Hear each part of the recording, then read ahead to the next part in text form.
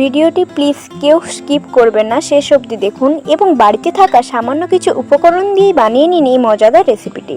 চ্যানেলটি এখনও পর্যন্ত যারা সাবস্ক্রাইব করেননি তারা অবশ্যই সাবস্ক্রাইব করে দেবেন। এখানে আমি একটি আলু নিয়েছি এবং একটি গ্রেটারের সাহায্যে আলুটিকে আমি ভালোভাবে গ্রেট করে নেব।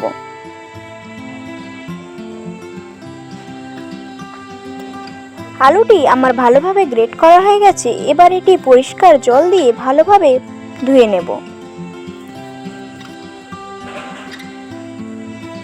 এবার গ্রেট করা আলুর মধ্যে আমি দিয়ে দেব 2 চামচ কর্নফ্লাওয়ার, আধা ভাঙা গোলমরিচের গুঁড়ো, স্বাদ মতো লবণ, পরিমাণ মতো লঙ্কার গুঁড়ো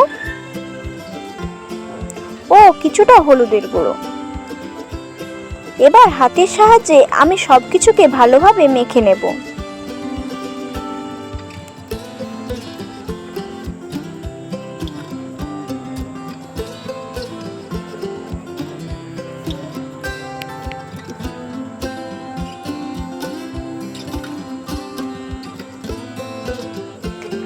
আমার ভালোভাবে মাখা হলে আমি আলুটিকে গোল গোল শেপ দিয়ে দেব।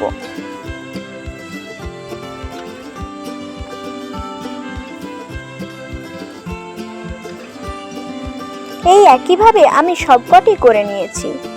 এবার কড়াইতে তেল গরম হলে আমি এতে দিয়ে দেব আলুর বড়াগুলি।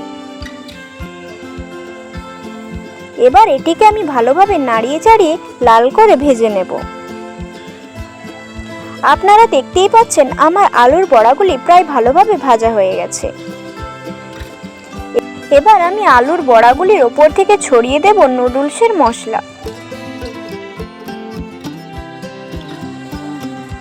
এবং পরিবেশনের জন্য দিয়ে দেব কিছুটা টমেটো সস।